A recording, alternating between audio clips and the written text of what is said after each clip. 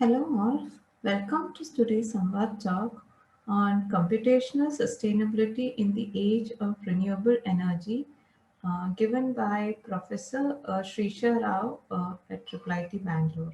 Today's talk is on computational sustainability, and Professor will be discussing two different yet connected aspects of the same. That is how to make computing itself more eco-friendly and sustainable, which may be called sustainable computing, and how to use computing techniques and approaches to further the cause of sustainability more broadly, which may be called the sustainability by computing. On the first aspect, while we all appreciate the ways in which information technology has revolutionized society, it is becoming increasingly obvious that the full benefits of IT will be available to us and succeeding generations only if care is taken to use it responsibly. For instance, large data centers now consume power at the rate of megawatts, just like large industrial concerns, and thus must be considered for their ecological effects likewise. In the case of computing systems, in addition to the power consumed by the computing devices themselves, the power consumed by air conditioning and other supporting systems is also significant. Data centers and services provided by them now also have to deal with issues such as time varying electricity tariffs, fluctuating power availability from renewable energy sources, and demand response. For such and other reasons as well, IT systems, large ones in particular, need to be designed to be more sustainable in various ways, and concerns about effective resource usage are likely to play an important role in the computing research itself. With relation to the second aspect, that is how to use computing techniques and approaches to further the cause of sustainability, Professor Shrisha Rao will be talking about the computational techniques and approaches that are used in general. This is not only by the use of computing for creating technological solutions to problems having to do with sustainability, but it also is by applying computational thinking to address such problems.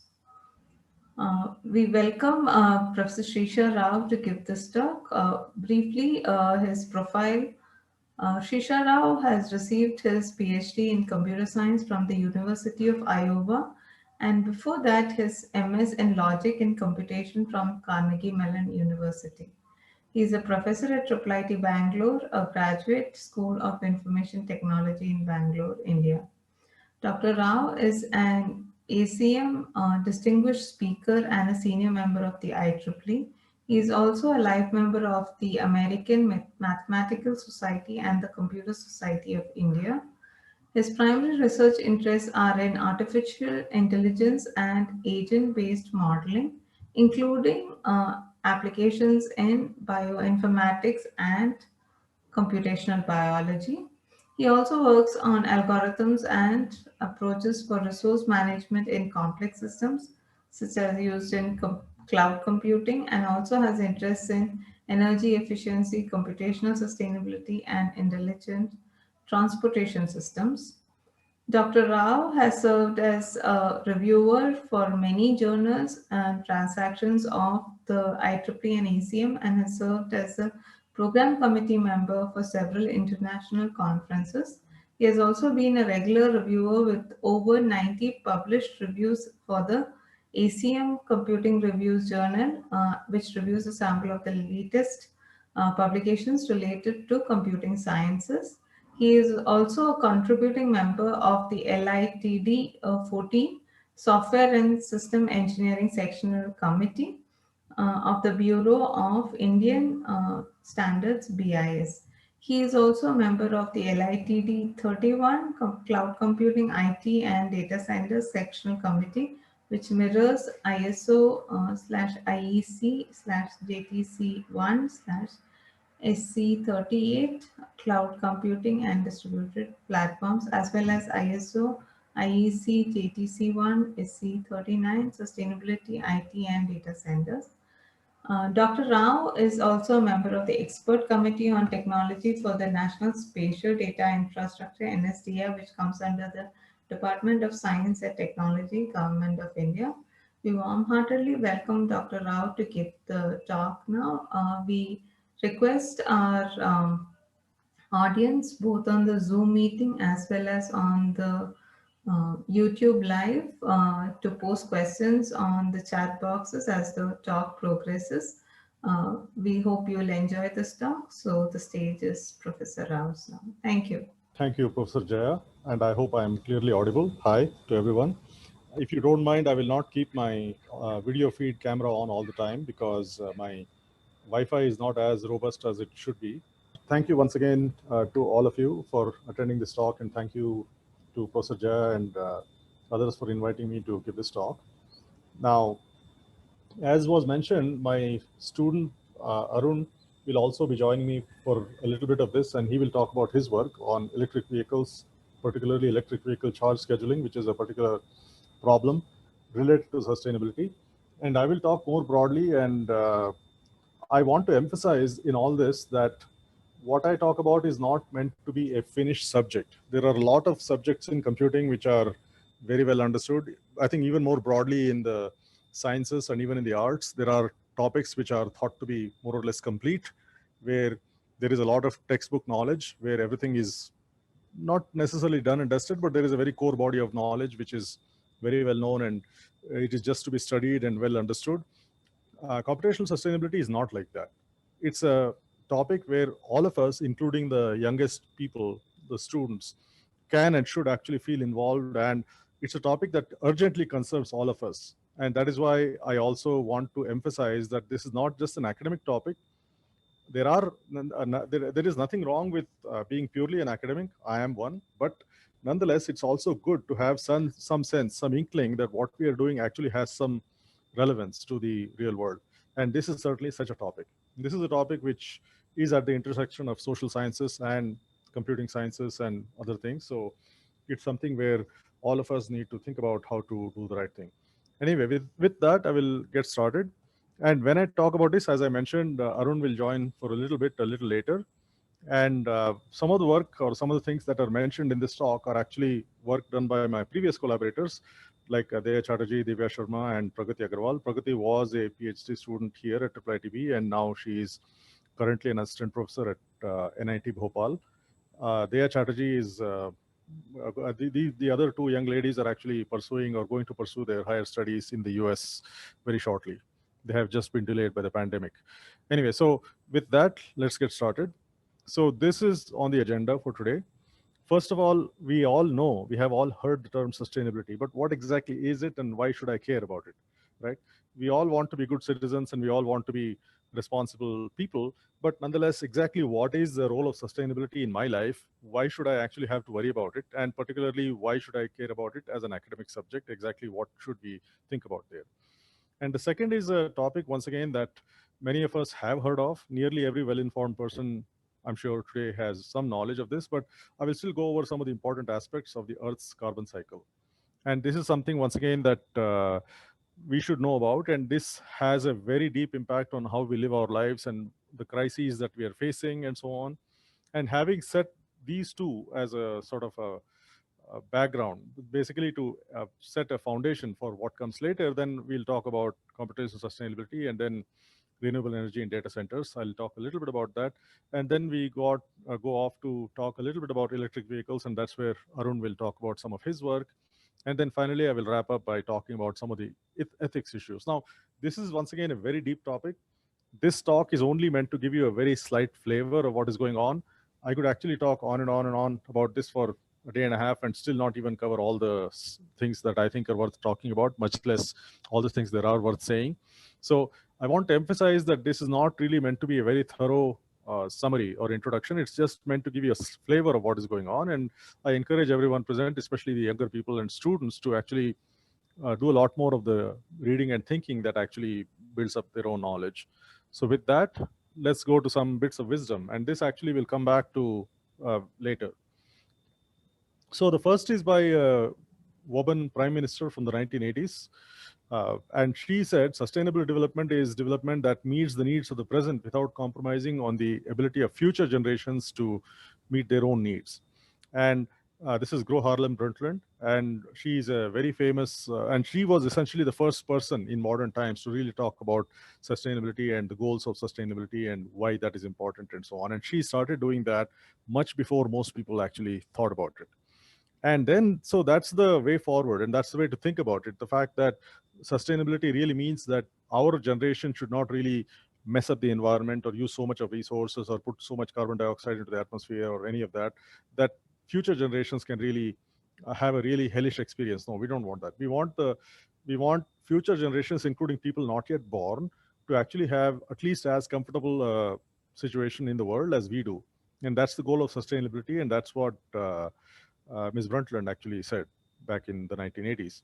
And in this regard, when you actually start thinking about some of the problems, they are so deep, so vast, so difficult to really deal with, that we have the second point, which I think also bears thinking about, which is by the philosopher Edmund Burke.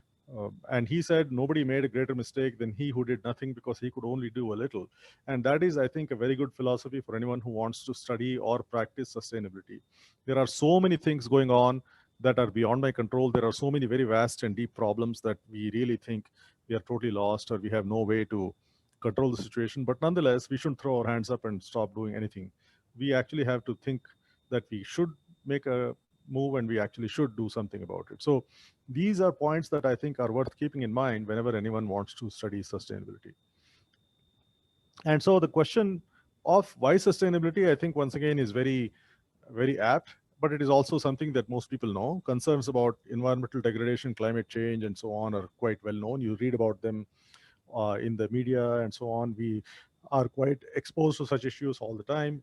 We are not actually new to these are not new ideas to us, but it should be of some interest to us to realize that this is not the first time, believe it or not. Ours is not the first generation that has faced this kind of problem. And it's actually instructive to know what happened back in history when humanity actually faced such problems. I mean, one of the issues that happens is people don't understand why history is important.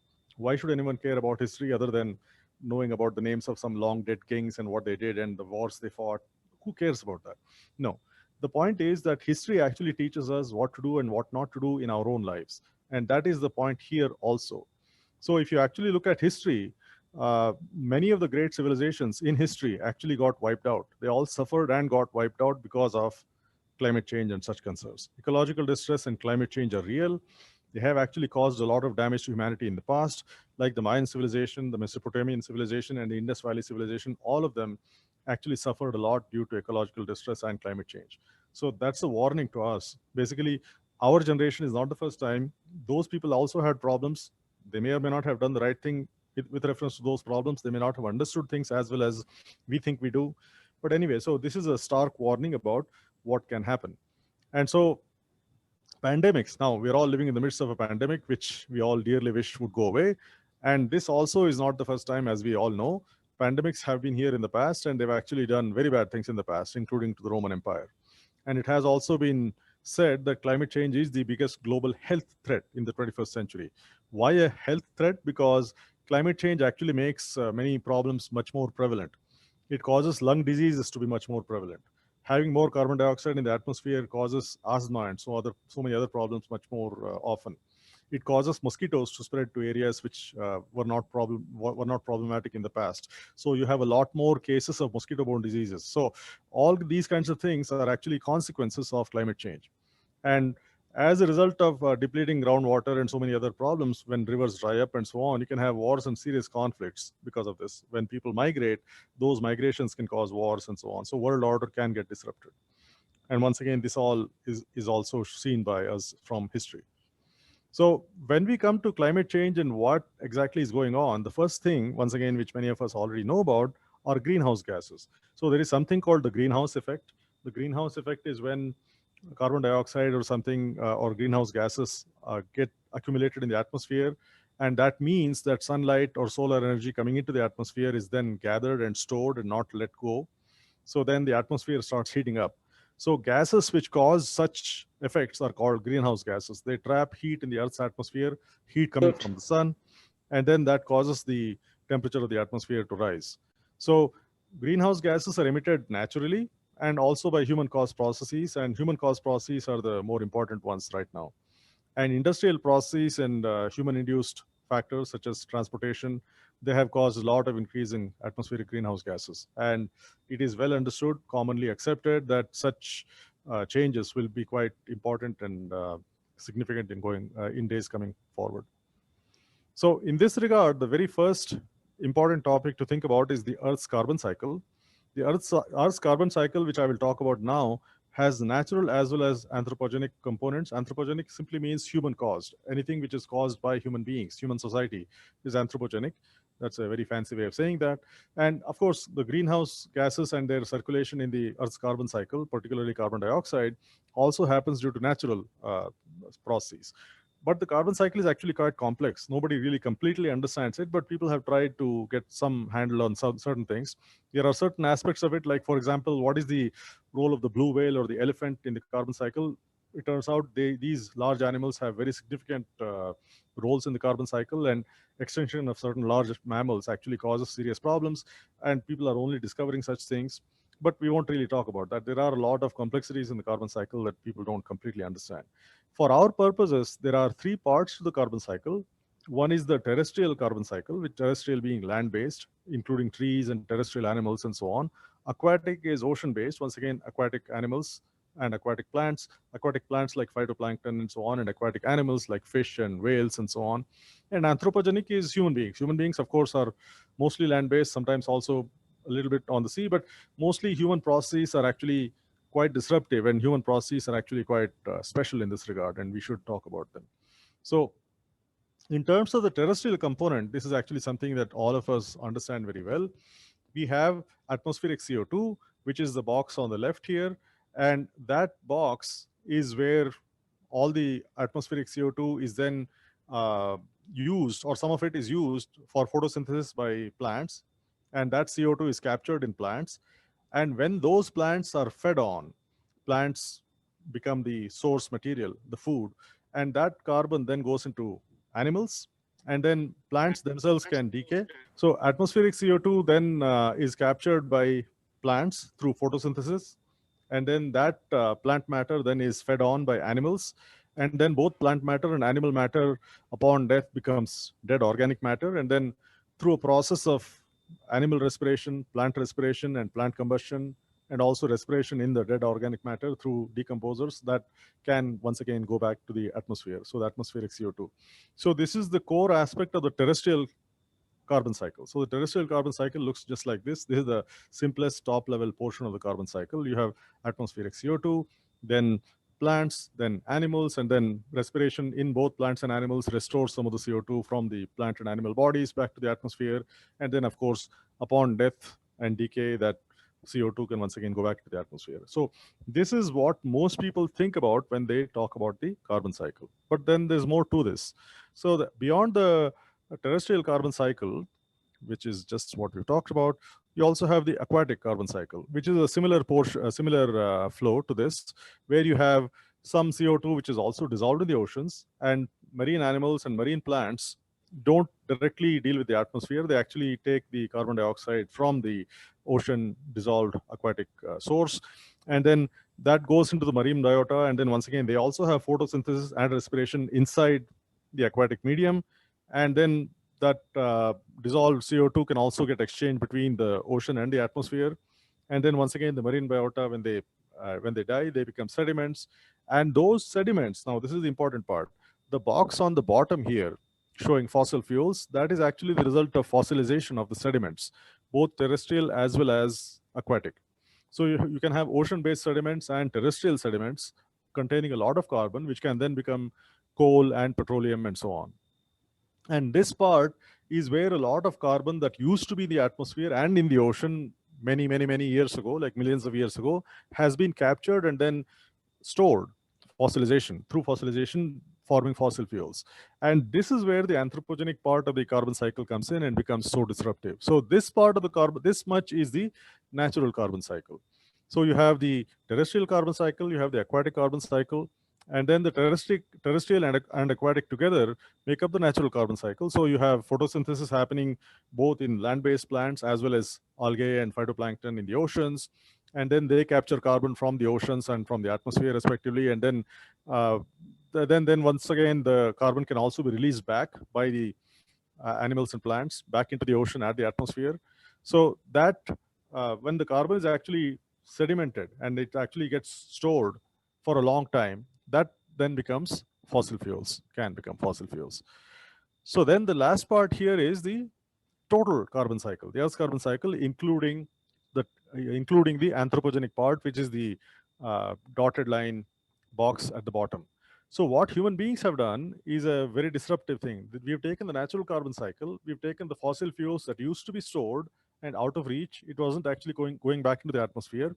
We extract all those fossil fuels and we use it.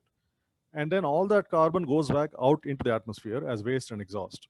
So basically, here you have all the natural stuff that was happening, atmospheric CO2 going into plants, also getting exchanged with the oceans, and then the CO2 in the oceans and the atmosphere then going into plants and then being fed on by animals and then going back. And that was a nice balance. But here, human beings, human action has actually introduced a very severe imbalance in the form of using fossil fuels. So fossil fuels, which are nothing but the stored carbon, which was sedimented out from the atmosphere and oceans for many, many years, and that was stored and out of reach. Now we extract it, we burn it, typically, we combust it in whatever way, we extract and use it, and all that carbon goes out into the atmosphere as CO2. So this is where the anthropogenic component of the carbon cycle comes in. And as you can see, unlike the terrestrial and the aquatic, human beings have no way to actually reduce the carbon. We only keep adding more and more carbon into the atmosphere. So that is why human activity in the carbon cycle is so disruptive. Our actions, unlike the natural cycles, are not balanced. We have no way to actually reduce the carbon in the atmosphere or in the oceans. We just keep dumping more and more. People actually have tried to do something called carbon sequestration, which is the box here on the left bottom. So that doesn't actually reduce the carbon. What it is supposed to do is you actually are supposed to capture the carbon going out the chimney stack or wherever in the industrial settings, or even maybe in automobiles or wherever. So then instead of actually blowing the carbon out through the chimney into the atmosphere, you actually sequester it and store it rather than releasing it to the atmosphere. So uh, as we all very clearly understand, the industrial revolution actually has been a product, a byproduct, or it has necessarily required human beings to use a lot of energy. The steam engine was really the beginning of the industrial revolution. Why? Because it freed human beings from having to use animal power, their own physical energy.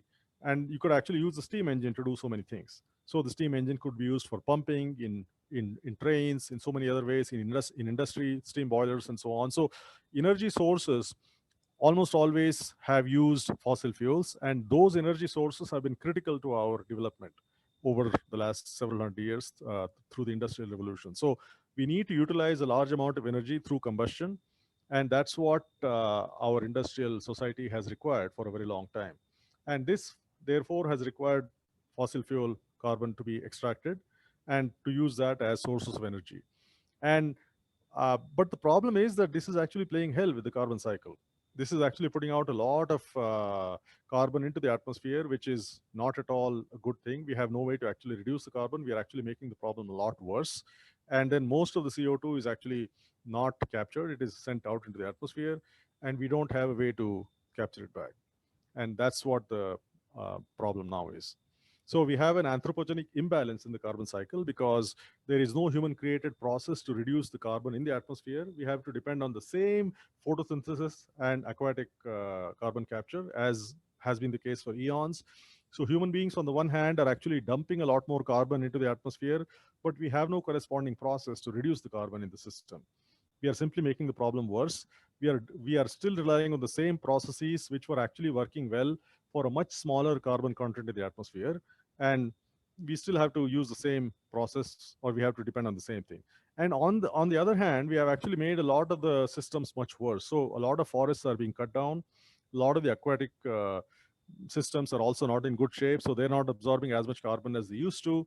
So on the one hand, we have a lot more carbon being pumped out, and on the other hand, the natural systems, which used to reduce the carbon through photosynthesis, they're actually much worse off because there is less green cover, there is much less even phytoplankton in the oceans and so on. So this is what is actually causing a problem with the carbon cycle. And this is exactly how human beings have actually made it very bad. So it is very important for us to understand this is exactly what is happening. This is the problem with sustainability. The carbon cycle is at the core of the problem. Our energy use, thanks to our lifestyle and our industrial society and all the fancy gadgets we want, all the fancy stuff that has happened in the last 200, 300 years, all that has required huge amounts of energy. We have no real way to mitigate that. We cannot really go back to a pre-industrial society, but at the same time, this is the consequence that we're facing. This is where our uh, our uh, our desires and what we want to do is clashing with our goal of sustainability. Okay, so this is fundamentally what is to be thought about. So when we want to balance the carbon cycle, we want to avoid excessive CO2 and GHG emissions in the atmosphere. We don't want to keep dumping as much carbon dioxide as we have to, as we have been doing. And so we first of all should stop or at least reduce the amount of emissions that we have been putting out.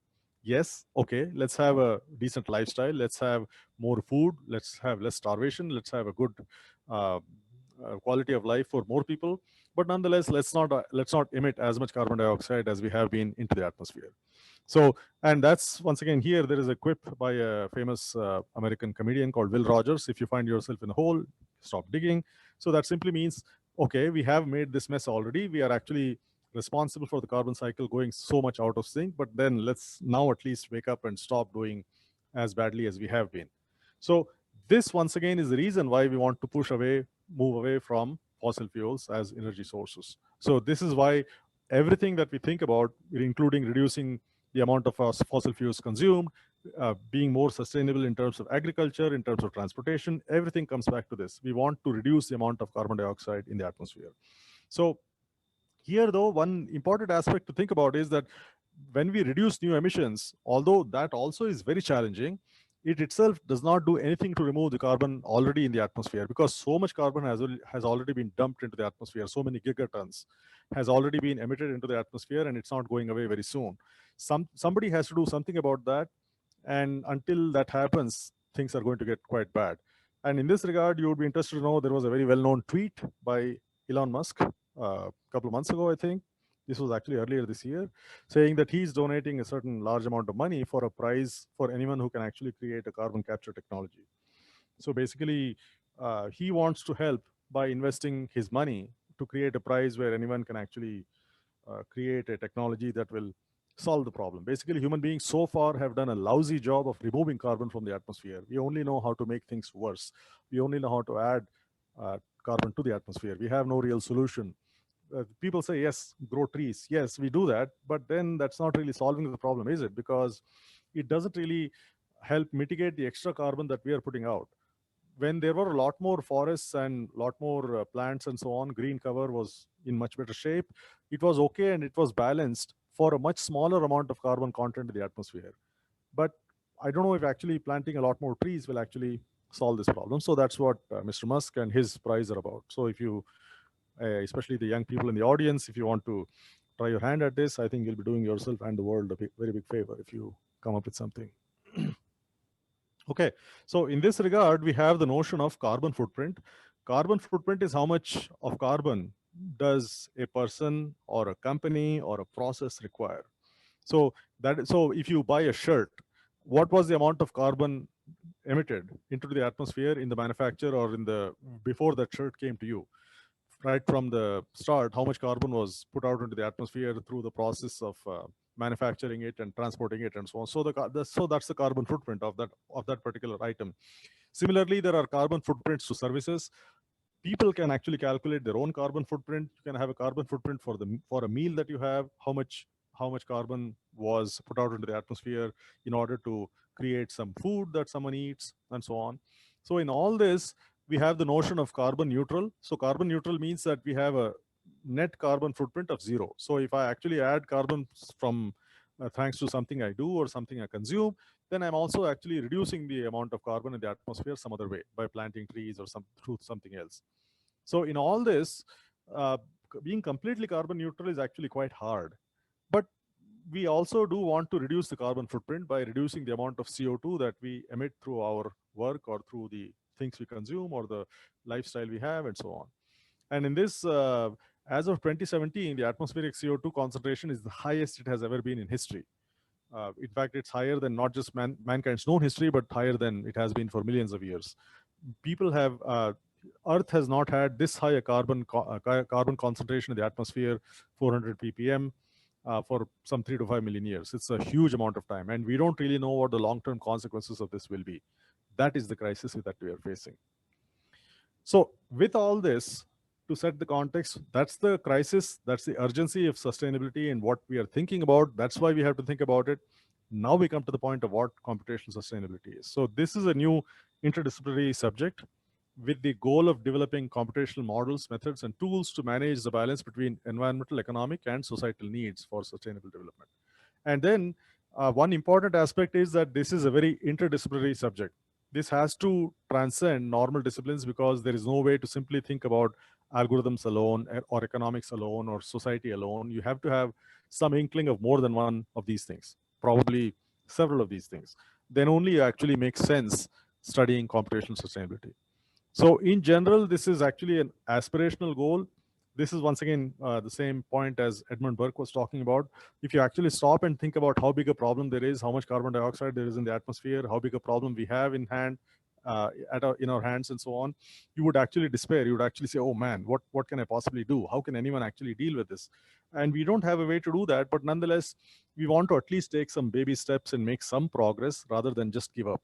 So in that same vein, computational sustainability is actually an aspirational goal. It's not a complete solution. I don't know of any computational technology or any other kind of technology that will actually wave a magic wand and fix all these problems. But nonetheless, computational sustainability is an aspirational way in which we, as computer scientists, try to apply our way of thinking and our tools and our style of working in a meaningful way to help with sustainability. So that's what this is. So this, in general, computational sustainability can include green IT. So green IT or sustainable computing means sustainability concerns in computing systems. So basically, as you may know, and I will talk about this a little later briefly, uh, computing systems themselves are actually quite unhealthy to the ecology and even to people. So if you stop and think about how much energy is used in computing systems and so on, that's a very bad thing. That's actually creating a huge problem. So that is adding to the problem. So computing technologies themselves, IT itself, is actually creating a problem. So green IT or sustainable computing is actually the practice or the theory of how to mitigate that problem. So basically, how can I have more responsibility in the way IT is used? How can I actually make IT stop being so bad?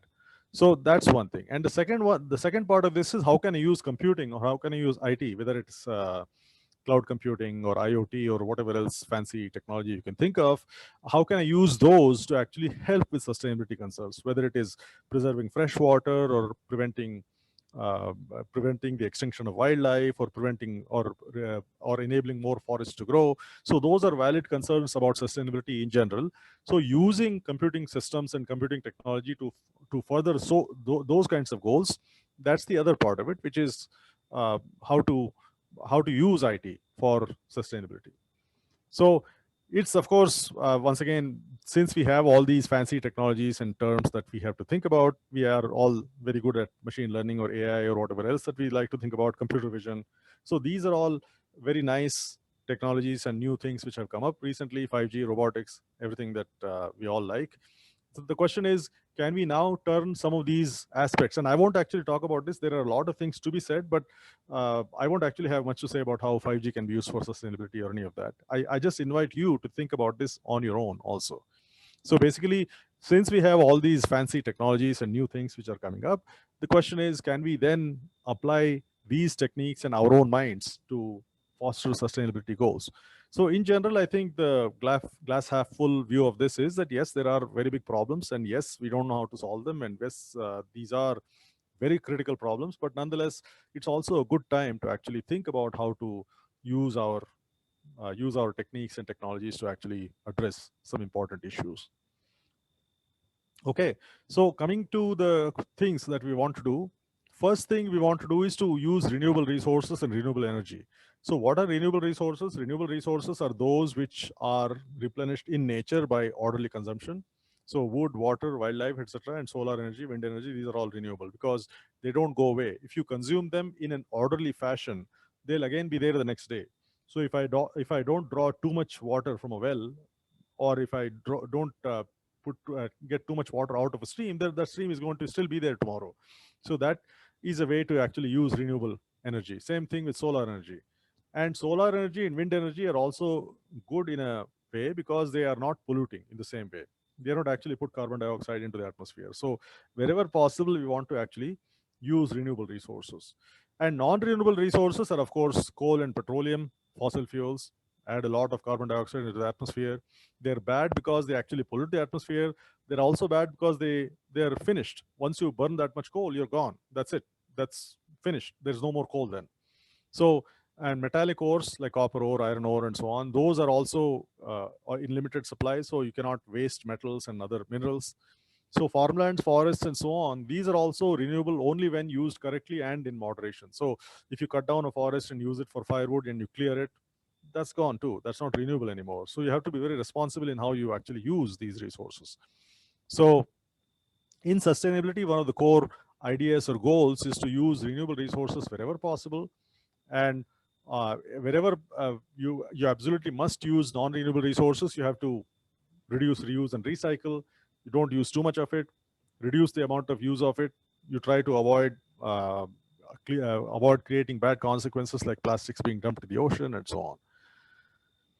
Okay, so then in this regard, we also have to think about energy efficiency and renewable energy in computing. So I personally can say that I went all the way through to a PhD in computer science without ever actually asking myself the question, what is the energy cost of computing? I have a computer in front of me, as I have had for most of my adult life.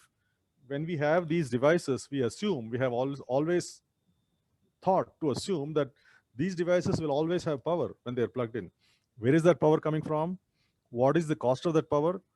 Will there always be enough power available for whatever computing I might want to do? We never actually stopped and thought about that. We all have these in computer science, especially, we all have these really neat theories about algorithms and automata and so on, which absolutely tell us nothing about how practical systems work. How much energy does it take to sort an array, or how much energy does it take to perform a search? We don't know. Most places people don't even think about these things, and those are actually front and center. So does anyone know how to uh, be ecologically responsible in designing a computer? Does anyone actually have a good way to compare the energy costs of two algorithms? That was not the classical CS for a very long time, but it is becoming important now. And part of the reason for that is data centers are extremely large. So data centers actually consume power at the rate of megawatts in many cases. They're just like blast furnaces or even larger in some cases. So the energy costs of computing are no longer trivial. It's not a simple case of you having a laptop and being able to plug that into a wall socket. So if you have a power need which is at the rate of industrial concerns, then you have to actually think about what the cost of that energy is. We don't actually think about it, but even the costs of phones and smaller devices, the energy costs are actually quite significant. We just don't think about them very much. So the energy costs of computing systems at large scales are actually dominant. So it's a very well-known fact, although not very widely appreciated. It's well known in the industry that the energy cost of a data center is the biggest component of its life cycle cost. So it's more than the hardware, software, manpower, maintenance, all the other things. So the energy cost of a data center can be 40 to 50% of its lifetime cost. So the energy cost of computing systems is actually quite important. And so for those reasons, we want to improve the energy efficiency of computing and also use more renewable energy in computing systems. So two reasons: energy efficiency is important because we are paying a lot of money. IT costs a lot of money, yes, and then energy is a very big component in the cost of IT, more than the rental and the manpower and the hardware and the software and so on. So you need to actually minimize the energy simply to reduce the cost. And secondly, as of course, we want to be ethical and responsible and think about what we are doing to the atmosphere and so on. So reducing energy costs and using more renewable energy is also a worthwhile thing from from the perspective of sustainability. So when you think about renewable energy use, one of the first items that comes up is that renewable resources are often, especially renewable energy resources, are not available 24 by 7. They are available at certain times. The so-called brown or dirty sources are actually much more easy to obtain. You can burn coal any time of day or night. Therefore, a coal-fired power plant will be available to you whenever. You can keep burning coal and it can always be kept on. It can produce energy whenever on demand. But solar energy is not like that. Wind energy is not like that. Solar energy is only available on sunny days. It's not available when the sun is not shining, like at night or if there is a cloud or cloud cover. Similarly, wind energy is available when the wind is blowing, not when the wind is not blowing. So that sort of challenge comes up. So how do you balance supply and demand in the absence of central coordination between independent suppliers and consumers? Now, this was a type of problem that I have personally thought about in the past. And one of the things we found is that it's actually not that difficult to design a captive renewable energy power, renewable power source for a system. If you have a load prediction module and if you know what the load will be, then creating a solar energy system that will supply 90 or 95% of the energy needs of that system is actually not that hard. But if you want to go from 90 to 100, the total energy setup will actually become enormously more expensive, more than twice in some cases. And so going completely renewable on a captive local renewable energy source is actually quite difficult. You end up either having to transfer power from somewhere else over a great distance, or you have to still have some brown energy, or you need to actually dump some of your load and not do some of the work that you were previously doing. So being completely renewable to the extent of 100% is actually quite difficult, but you can actually go renewable to a considerable extent. Okay. So when it comes to energy efficiency, now energy efficiency, once again, we can think about this like a standard operations research kind of problem. So if you have to schedule jobs in a system to make that system more energy efficient, if you want to do that, it turns out to be an NP hard problem. So if you have a number of machines and a number of jobs to run on those machines, all those machines have different energy ratings, and you want to schedule jobs to be the most energy efficient possible, that's an NP hard problem. Even in the case of static scheduling, static means you don't have to change, it is not online, the dependencies are fixed. Some job dependencies exist where some jobs have to appear before some other jobs, but those dependencies are fixed and there is no change in the schedule at all. Nothing is actually coming to you. There is no reactive or interactive component. Even in that case, it's actually NP hard. And in terms of energy efficiency itself, there are two ways you can actually think about it. One is to take the least amount of energy to complete some work. And please observe this closely. This is actually an important point. The first way you can actually have energy efficiency is to take the least amount of energy to complete some work. That you would say is the common sense notion of what energy efficiency should mean. And the second way is to minimize the fraction of wasted or idle energy consumed in a system while doing some work. These are not the same. So the second measure, which is to minimize the amount of wasted energy or fraction of idle or wasted energy, that's the metric that's actually very commonly used. In terms of data centers, there is a metric called PUE, power usage effectiveness. And there are also very well-known energy efficiency programs by the US Department of Energy called the Energy Star program, which is used in buildings and air conditioners and so on. And similarly, there is a Bureau of Energy Efficiency in India, which also recommends guidelines and standards. These are all energy metrics of the second kind. They all say that your machine should waste as little energy as possible while doing some work. It doesn't necessarily guarantee or insist that you use the least amount of energy while doing that work. And what we have found is that these two energy efficiency metrics are actually mutually incompatible. I mean, incompatible in many cases. They may coincide in some cases, but in many cases they cannot be simultaneously optimized. A schedule or a process that actually requires the least amount of energy will not be most energy efficient in the second way. But that's what the standard is. This means that a system which is running in such a way to consume the least amount of energy will not be most efficient in terms of wasting the smallest amount of energy, smallest fraction of energy. And conversely, if you want to actually obtain an Energy Star rating or do whatever else it requires, whatever the BE standard or whatever is, then If you want to reduce the fraction of energy wasted, then the overall energy consumed by the system is not always minimal.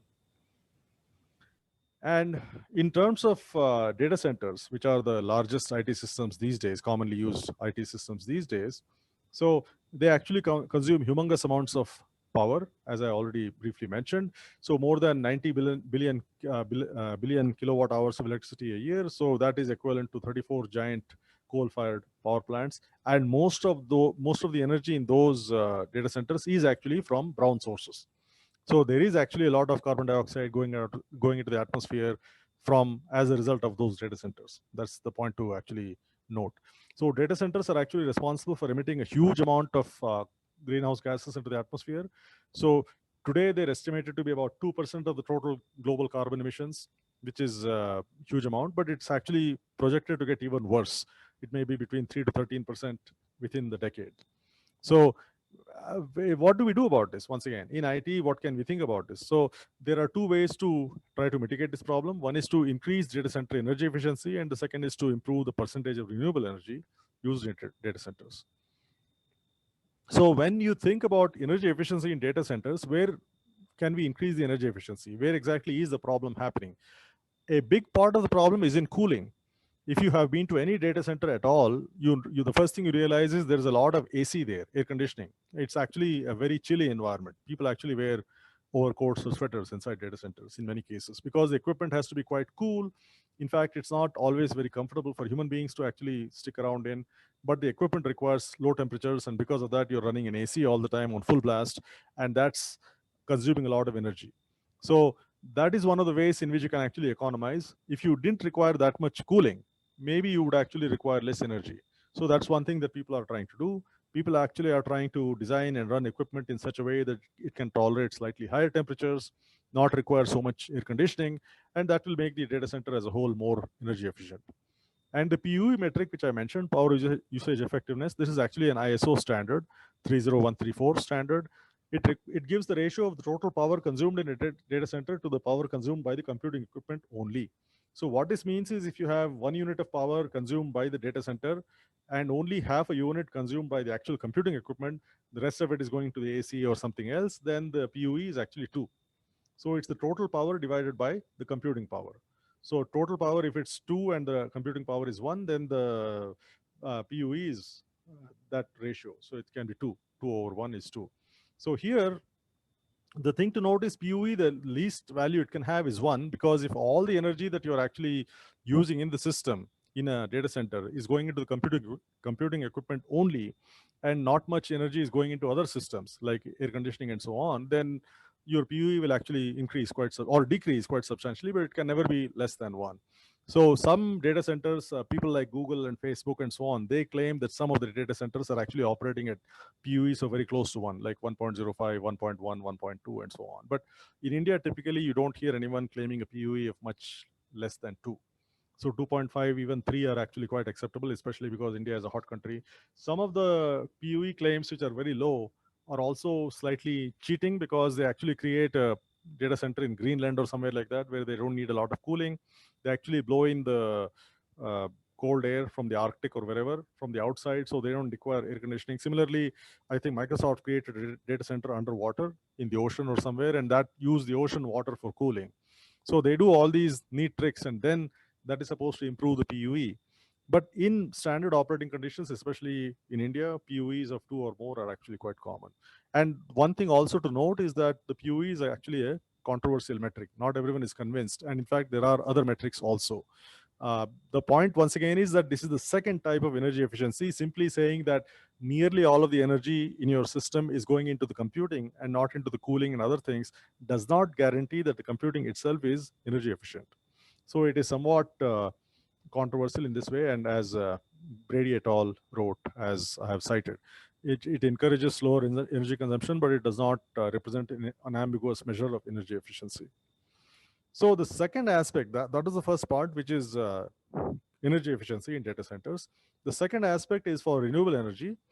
And for this, you either want data centers to either produce their own captive solar or wind energy, which once again, people like Google and so on, they're trying. They're trying to have a wind farm or a solar farm close to their data center in some way.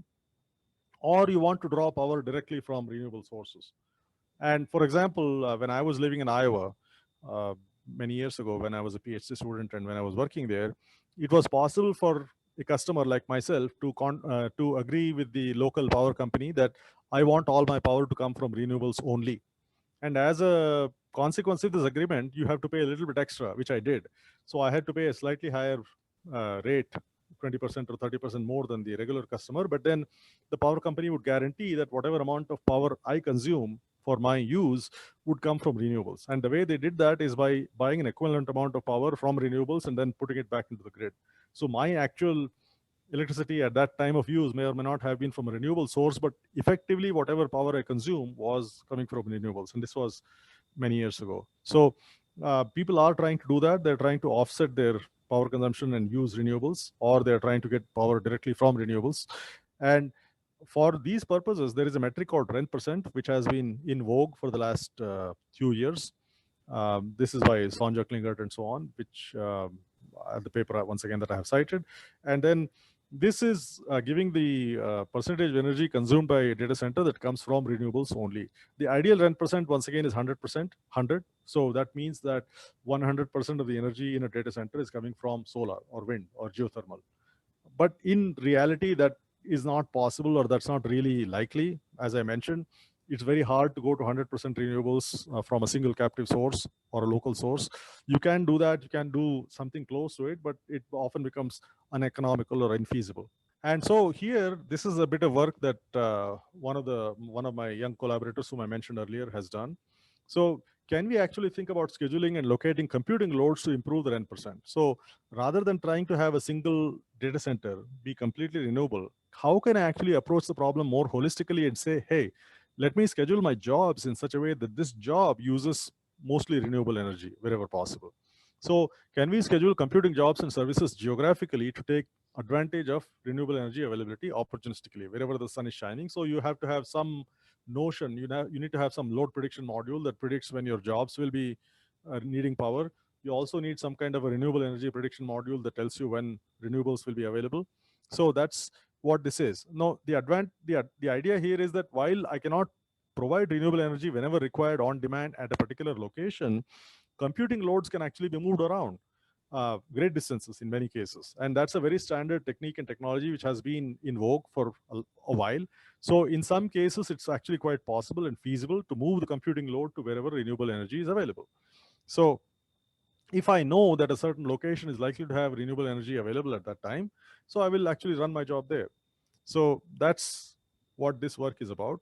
So I won't actually go into a lot of detail about this, but I think you get the sense of what this is. So there is a data center which has green energy as well as brown energy. That's the box on the left. And in fact, that is a sample. There are many such data centers spread all over the world, or spread over geographic regions in different regions. And then they can both have green as well as brown energy available to them.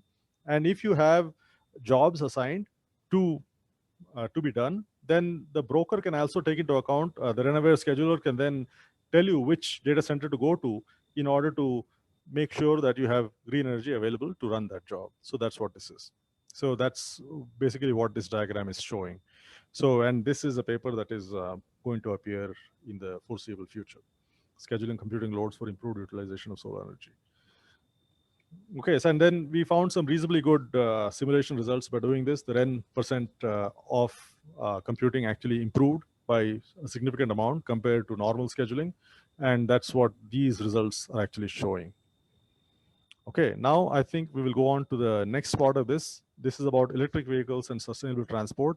So electric vehicles, once again, I think most of us know this now. We are actually moving away from brown sources of transportation, mainly fossil fuel based transport and so on. Diesel and gasoline are very dirty sources. But the problem is that when you want to use those vehicles, you need a corresponding infrastructure to be available. We have a lot of gas stations, petrol bunks, and so on all over the world, and people are actually able to use them.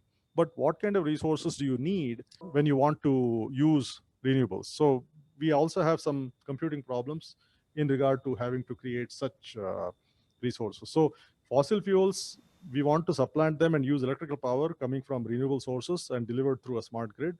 And doing this will also generate substantial power storage capacity and so on, which is also a good thing in different ways that we won't talk about. And here I will invite Arun to take over and talk about his work. Good afternoon, everyone. Due to the bandwidth, I will be stopping my video.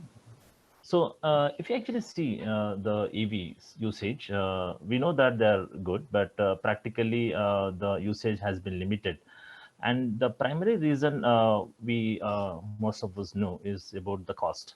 And if you see the recent vehicles also from India, if you can see the Tata Nexon, which is recently launched, I think it costs around 14 lakhs. And if you see a similar model, which is based on internal combustion engine, its starting price is around 8 lakhs. So I think it's a difficult choice even for the consumers, at least currently. But there are some countries where these things are encouraged and where the pricing is actually the reverse, maybe something like Norway. So this is one of the issue what we see. And the other one is the inadequate charging infrastructure in most of the countries where EVs are being sold. With respect to this, we see that though EVs are really famous, but the actual percentage of cars on the roads is less than 5% in most of the countries, except for Norway. So this is one of the reasons where why this charging infrastructure is playing a key role, and people are not actually adopting this. And the side effect, I would say, of this inadequate charging infrastructure is the range anxiety problem, which is sort of a fear for a normal user, the consumer, that okay, maybe the battery or the current vehicle doesn't have sufficient capacity or the range to reach its destination, and they may be stranded maybe on the way. So these are the one practical issues of EV usage. The other concern is that basically we need to operate these EVs efficiently, and this is actually a concern even from the consumer perspective and also from the governments or the organizations perspective. And the third one is basically the, I would say, the technological one is there are a lot of problems dealing with the EV, but EVCS, which is electric vehicle charge scheduling, is one of the key problem, which is to determine the charging schedules of these EVs. And this has become a major research focus, and of course, it's an entry hard problem. And another problem, if you see from the formulation point of view, is that most of the problems have been using constraint shortest path finding algorithm solutions, like maybe extra or flawed version for these solutions. But we know that practically some of the key variables which are involved with EV, like okay, EV has different kinds of chargers for suppose like we have fast chargers, slow chargers, and also there are variable rate chargings for these chargers, because the charging station pricing depends on the location. Maybe it's a metro or a rural area, and also the time slot of a day. And also consumers are also interested in maybe less waiting time, or expect less congestion at the charging station waiting for the charging. And the final problem is basically whatever solution we are going to get, I think the government or the organization will be looking for a scalable solution. The reason being, there are a lot of sales for these EVs, like maybe 1 million in Europe and so. But if you see from a solution point of view, it has to actually scale to that level. So that is one of the key problems. And if you see from a system model perspective, in our work, we have defined it on a transportation network represented by a graph, we could say, with the vertices and edges, and where these vertices actually map to the intersections or the designated points on the roads, and the edges represent the roads in the transportation network. And for simplicity, I mean, which is also followed in a lot of other works, we assume these charging stations are located on subset of V, because we don't assume any, I would say, mobile charging stations, at least in this work. And this solution is actually represented by a sort of a vector of S, which consists of SIs, and each SI represents a charging schedule of electric vehicle AIs. And this has actually got two components, the charging schedule. And the first one is the charging station route, like what is the route it has to take and what kind of charging stations it has to touch or use. And the second one is a OI, which denotes the charging option of these electric vehicles, which is like, okay, fast charger or slow charger, and at these selected stops. And if you see the problem formulation, it is basically minimization of a function, fitness function, which we can say of S, which consists of three components. The first component is the time cost, which is the driving time, waiting time, charging time. And the second one is the charging expense, which is the charging expense for using the fast or the slow chargers. And the third one is the state of the charge gap, which is like how much charging should be left over after completing the trip. Actually, this is one of the key component. So we try to minimize between the expected gap and the actual gap because of the schedules. So we try to minimize those gaps. So this is the fitness function, and we have some constraints and the total number of chargers that can be used and stuff like that. And we also have a restriction on number of chargings that can be used by a vehicle in a day, because practically for a single charge, a vehicle can actually go for some hundreds of kilometers. So practically we have chosen something like 2 to 3, which is also used in other things, because the 2 to 3 chargings are sufficient for a particular day ride. Yeah. And from the dataset point of view, we have used two well-known datasets where we have a lot of information about EVs. And the first one is a synthetic network, which consists of 24 vertices and 76 edges, which is Sioux Falls, South Dakota, and US. And the second one is the real world network, which consists of 50 vertices and 150 edges, which is Guangzhou, and where we had a lot of information about this. Yeah, so if you see the solutions point of view, the current standard is that there are a lot of works where they have shown that are performing better than the traditional optimization methods like maybe MAQP or NIR or A star.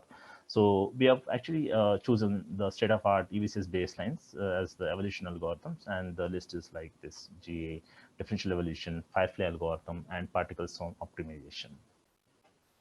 So next, yeah.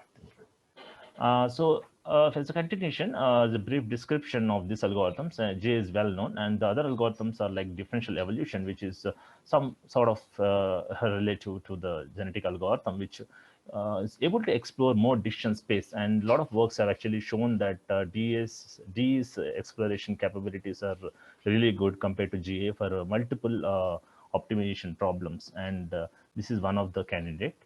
And the other one is the Firefly algorithm, which uses the flashing mechanism of fireflies, wherein the firefly actually, it depends on some attractiveness factor, which is nothing but the brightness of a firefly. So the brighter one moves to the, the less brighter one moves to the brighter one to update its solutions or its capacity. So Firefly algorithm is other well-known algorithm. And particle swarm optimization is also the technique wherein it uses basically two concepts, that it uses its own personal best solutions based on its current position and also the velocity, like how it can update its solution. So it uses its own best and others best solutions for it. But even though there are some algorithms and some solutions and works, we have identified some limitations of the existing EVCS approaches. So one of the first thing is most of the works use these hybrid methods, which have a lot of advantages, but only for general problems or economic load dispatch problems, which is related to power generation cost innovation. And also the formulations, as I discussed earlier, have some practical issues like variable rate charging, fast slow chargers, and all these things were not considered, and especially in the context of evolution algorithms too. And the third one is the impact of the dynamic speed control of EVs is also not investigated. Generally, a fixed speed EVs are assumed for the solution, so which is not practical, is what we feel. And as I discussed earlier, the scalability of the solution is also very important. It's going to be important in future too. So this is also other limitation. And so to in order to address those limitations and also to develop a good solution, we have applied and developed a solution which we call as HCL, which is an enhanced approach.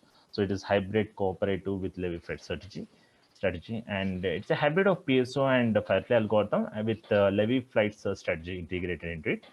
Basically, it has got three components. So like the first one is it uses different exploration and exploitation capabilities of these two algorithms.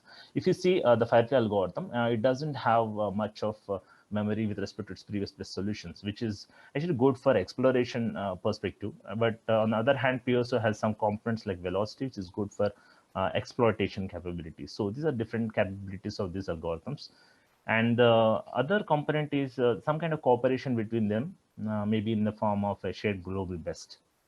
And the third component actually addresses this issue of local entrapment. If you see, most of the algorithms can get stuck in maybe local minima. So this strategy has been adapted into this approach. So Levi-Flight strategy is basically based upon a distribution called Levy distribution, wherein the particles movement is basically dependent on a random step length, which is drawn from this Levy distribution. In contrast to the regular random walks, where the step size is fixed, and though the random direction is not fixed, the step size is fixed. But in the Levy distribution, basically it takes actually a long jumps to go to the unexplored areas, and after exploring sufficiently in a local space. So this helps us in escaping from the local entrapment. And due to the time, so we have actually presented a few sample results. Like the first result is about how this newly designed and implemented approach HCL improves over its base algorithms like Firefly and PSO. And if you see here over the two transportation networks, on the synthetic network, the improvement is around 16 to 19%, and on the Gangzhou network, it is around 14 to 17%, and this is an average values what we have presented. And the second sample result is about the solution quality of this charging schedule, which is evaluated by 4 measures, which are discussed earlier, which is time, cost, expense, charging expense, SOC gap, and fitness score. And here the y-axis represents the normalized values, and also the lower is the better. So in this context, we can see that HCl is better. So since it's a normalized value, though the gap can be, visually it may be showing it is minimal, but from a percentage point of view, we can see that at least 10% has been improved on the real networks, and in the synthetic, it was around 15 to 20%. Yeah. So, okay, finally, with our work, we feel that it confirms the efficiency of HCl in terms of solution quality in comparison to the better solutions obtained from other algorithms. And the other interesting thing is we have observed the better convergence characteristics of this algorithm because it has a lot of facilities and components to actually escape a lot of local minimas. And also these results reveal that this approach is more efficient in solving high dimensional problems. When I say high dimension problem, it is basically related to the number of EVs or number of charging stations which are involved. So when we have done such kind of experimentation, we see that HCl is able to adapt to the big problem size and sufficiently produce good results. And finally, we say that these results can be used to guide decision makers when they wanted to make better scheduling decisions, when a lot of EVs are being considered for scheduling different charging stations, and also in an efficient manner and in a reasonable time. Yeah. Thank you, Thank Arun. you so much. Yeah. So here, final few slides. So one is about ethics. So ethics are, of course, a common issue of interest to everybody. We all want to be ethical people and sensible in our judgments and so on. But computational sustainability is also an ethics issue, and that's what I want to briefly highlight here. So ethics in general are of 3 types. When people talk about ethics, there are virtue ethics. Virtue ethics are ethics where people want to acquire certain traits, certain qualities like honesty, truthfulness, kindness, whatever. So if someone has a particular trait, then that person has that virtue. And so that virtue ethics, the thinking of virtue ethics means that someone has a particular virtue. Virtue ethics are nice, and I think certain philosophical traditions have regarded this type of ethics as being most important, but from a practical sense, it may not be the most important because no one knows exactly what it means for someone to be virtuous in a practical setting. That's more difficult to know. Deontology or deontological ethics is concerned with following a set of rules. So there is a certain rule-based framework. If I or some organization that I represent or work with is in compliance with those rules, then we are virtuous or we are ethical. We follow the rules. So basically, that's what deontology is. So this is the second and by far the most common type of ethics. So when people talk about being ethical, they're often talking about deontology. We also, in many cases, even when organizations say that they do ethical things and we follow certain rules and so on, they actually have a framework, a rule-based framework. And as long as they're in compliance with that rule-based framework, they are considered ethical. And the third type, which may be most practical, is the consequentialism. So basically, you think about the consequences of actions. It's not really about whether someone has a certain virtue in a certain way or about deontology or having compliance with certain rules. It's mostly about the consequence. Is the consequence of certain actions correct or good or acceptable? So this is the type of ethics which is concerned with behavior and its consequences. So like the Hippocratic Oath, which in part says, first of all, do no harm. So that's the physician's oath, traditional physician's oath, Hippocratic Oath. So a behavior is ethical if its consequences to oneself or others are good. So ethical concerns in sustainability are thus mostly consequentialist. And I won't actually go into this. It's worth dealing with in much more detail. The ethics of sustainability and the ethics of computational sustainability are worth their own lecture, but I won't actually be talking about them too much. I just wanted to highlight this one point. And then computing, I'm sorry to say, I think many people would agree for different reasons, but I want to also say this, are actually unethical. Computing as practiced is unethical in some ways. And when people say that algorithms are unethical, they often mean algorithmic bias and so on. So why do women get lower credit scores than men? Or why do black people get convicted at a far higher rate than white people given the same facts, right? So, and this happens not just with human judgment, but also algorithmic judgment. And that's what people call as algorithmic bias. And that's not a good thing.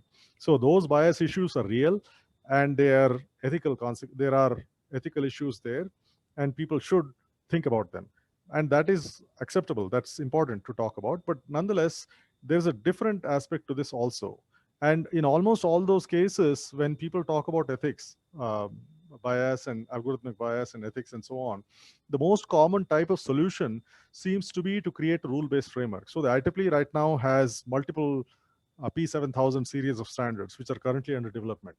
So the IEEE is creating standards, the ISO probably is creating standards, other people are creating standards, and these are all deontological frameworks. So basically, once there is a rule-based framework, once a company or a programmer or whatever is in compliance with those rules on a deontological basis, you have to say that they're ethical.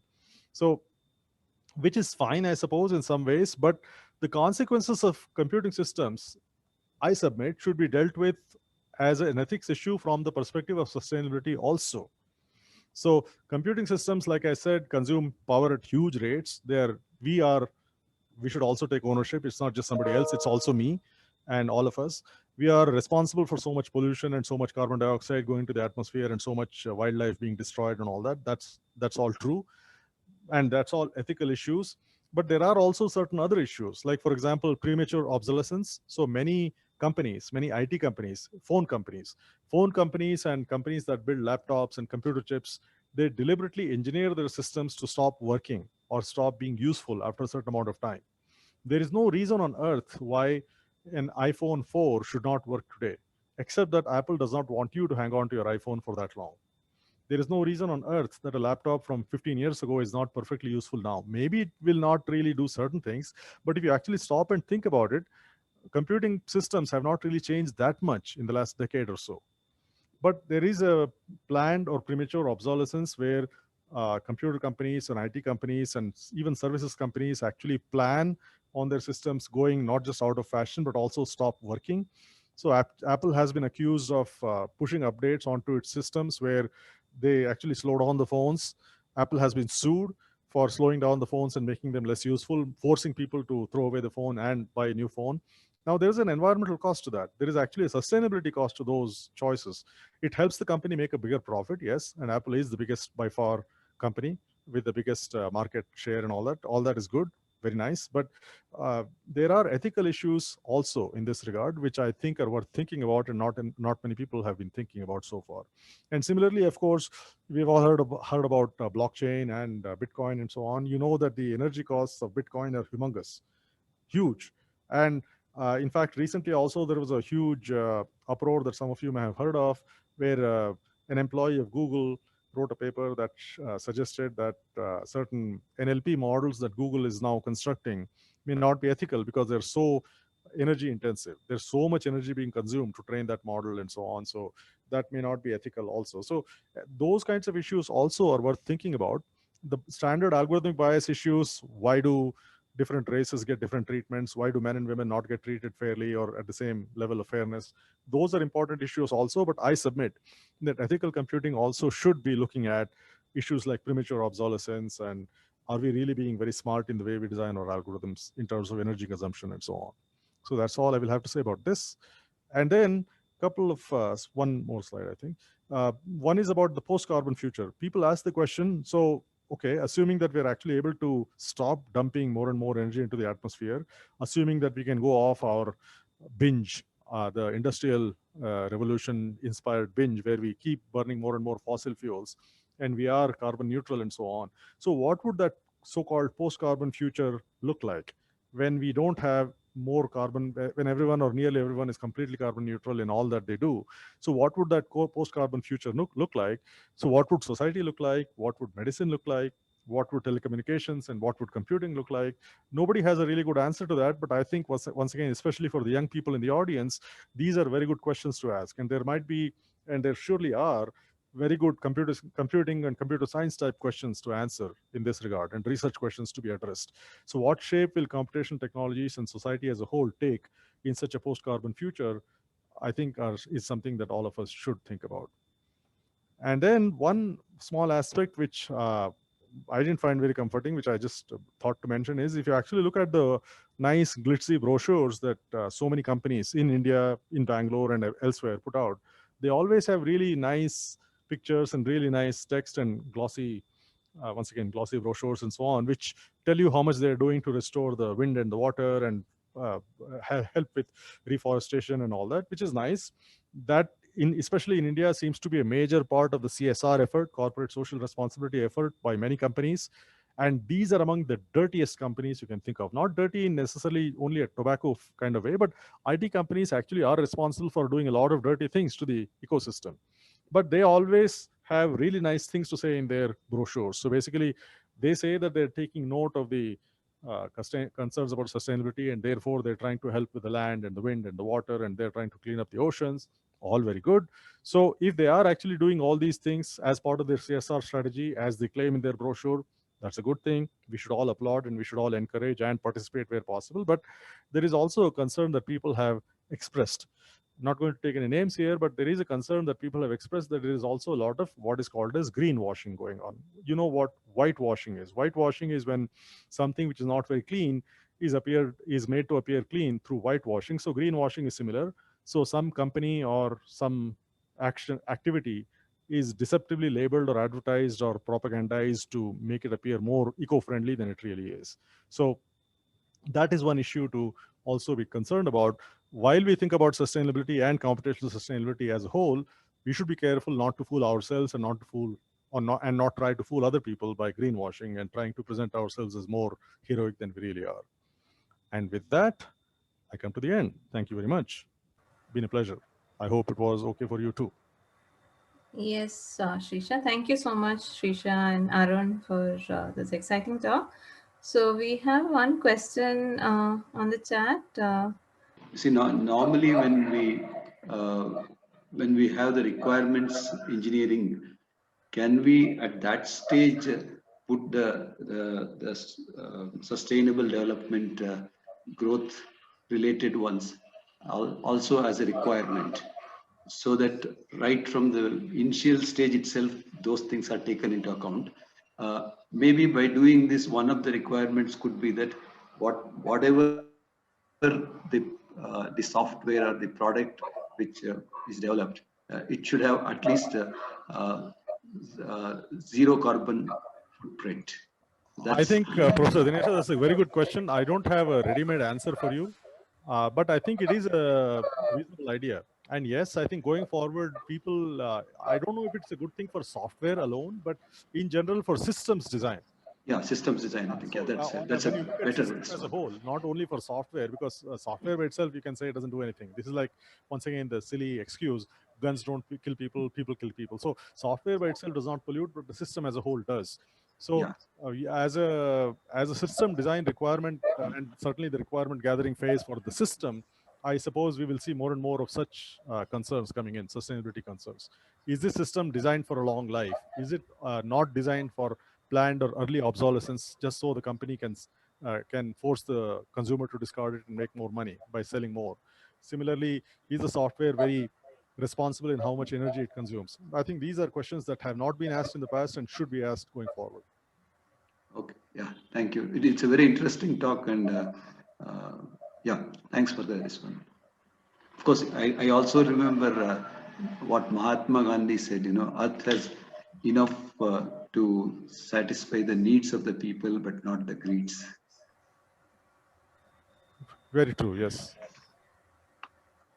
Thank you, Thank you. Shrisha. Thank you. Dibakar has asked a question. He's saying, sir, I read, very... yeah, are there any mathematical models available for ethics, Dibakar? There is the people have tried. I don't think this has really taken off.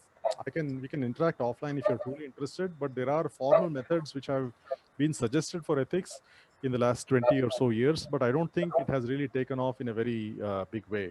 I personally think there is something to be done, just like you have formal methods for verification, validation, and so on. You could have formal methods for ethics also, but that requires you to define an ethical framework in a sort of mathematically rigorous way, and then have a way to evaluate that framework, derive theorems about them, and so on, and then be able to assure yourself in some way that those theorems actually describe some element of reality with respect to some real system or real activity. No one really has gone that far. I think there are probably a dozen PhD theses waiting to be written in that. With regard to your second question, Python versus C, I have no idea. I would guess that Python is less energy efficient, but don't quote me on that. Simply because Python actually runs everything much slower and it is so much more top heavy compared to native C or even native assembly language and so on. I would guess that Python actually is more energy intensive, or it consumes more energy for doing the same thing. It is very much easier for the programmer to use. I don't think it requires less resources of any kind of resource. But then again, I'm not aware of any actual uh, laboratory type comparisons and so on. It's worth asking the question and figuring out what it is. Okay, thanks, Dibakar. Thanks, Shrisha. So I had a question about the talk in general. So a lot of the points that you have raised are really hidden costs, right? I mean, if you look at, most people know about the costs involved in using a computing system, but they probably just do the metrics based on, you know, how much, how many operations does it run and things like that, right? Just computational complexity. But the actual energy cost is not really considered. So, is there a way for people to get more aware about it? Because these are really hidden costs and these are shared costs in some sense, right? So, people don't really, I mean, it doesn't hit them as much. So, Well, do you yeah. have any So there thoughts on are, I think the economics term might be uh, negative externalities or something. So basically, I'm making a mess and letting someone else clean it up. That's a negative externality, and there's a lot of that going around in IT and elsewhere. So if some company or some individual or some organization, say, pollutes the ocean or makes a river and kills all the fish in a river because they dump some hazardous substance into it, it's not their problem because nobody is actually holding them to account. So that's a Yes. negative externality. Similarly, if we are blowing carbon dioxide up the chimney and nobody is really calling us to task, or so taking us to task for that, so that's a negative externality. So there is some amount of that happening, but I would courteously differ in the sense of saying that yes, we are not very carbon aware, or we are not really thinking about reducing our carbon footprint, but we are all facing consequences of these hidden costs. And I Right. think it is coming to a point where sort of the demon is facing all of humanity right now, front and center. We are not going to be able to run away from it or face away from it very much longer. Right. And yeah, so but the sooner we wake up, the better it will be. So the question, I suppose, would be, suppose I take a small, I do something which is small but stupid in a small way, right? So to what extent does that contribute to the bigger problem, and to what extent does anyone really care about it? I think that comes to the same issue that you would have with anybody else. So if you look at various other kinds of human misbehavior, so if a person misbehaves with a different person, either on account of race or gender or anything else, and that's a small single incident, for a long time that was not really bothered about. People just accepted it. But now there's a heightened awareness and saying, hey, that's not accepted. You better behave yourself, or there'll be some real consequence to that. So I think we are all, as a society, progressing to a point where individual responsibility in this direction also will be expected and uh, commended, I suppose, Right. on the positive side. Sorry, I have a small question. Uh, on the topic that you raised, that we don't want, I mean, the companies don't want us to use the old devices, right? Uh, so in that aspect, now we are not using any components from the old devices, and we are just dumping them somewhere. So So we are paying a price for that as well, right? So that's very true. So the point is that I think this has not really been designed or thought through from the perspective.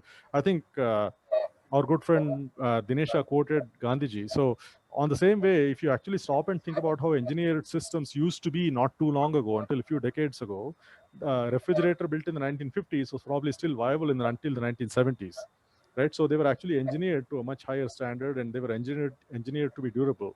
But now many systems are actually not really built to last, and they're not really built to be handed down properly.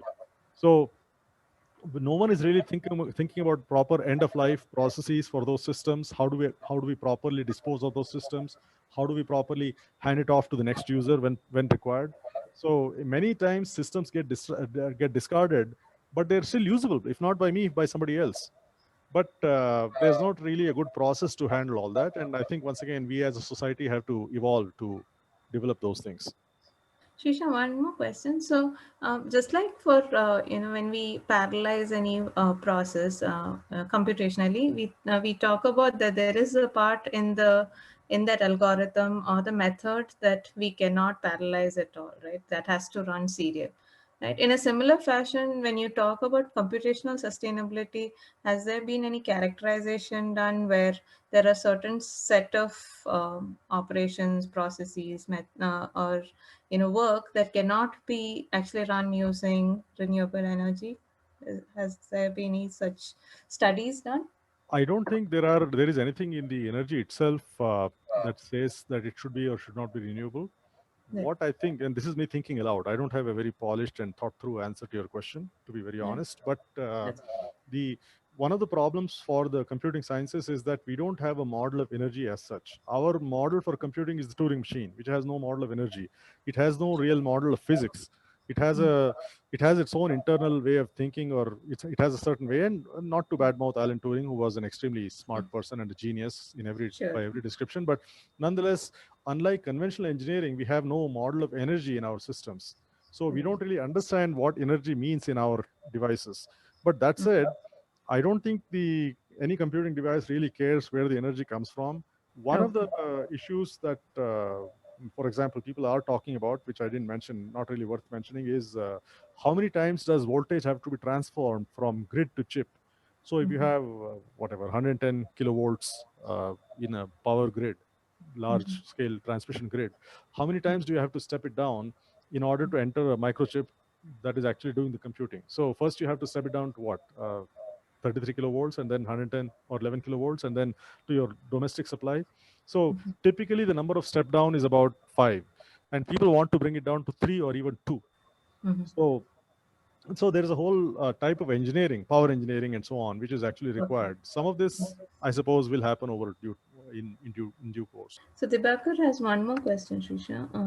Suppose we improve the energy efficiency of a product, example DC by 50%. If today 10 people use the product and tomorrow 20 people start using the same product, then will the whole effort be insufficient? Can we keep Dibakar, up there the is a pace? concept you can look up. In fact, we mentioned it in our survey paper that Daya Chatterjee and I wrote a couple of years ago, and which was published last year.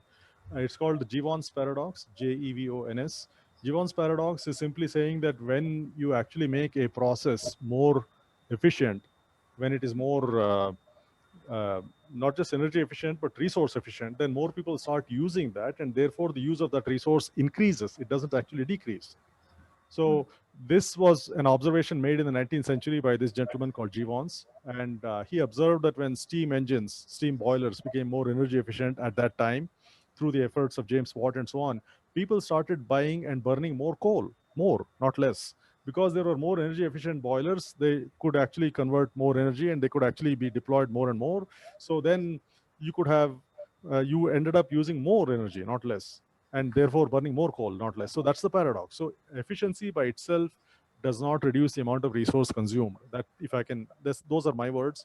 That's a that's the gist, my gist of that paradox.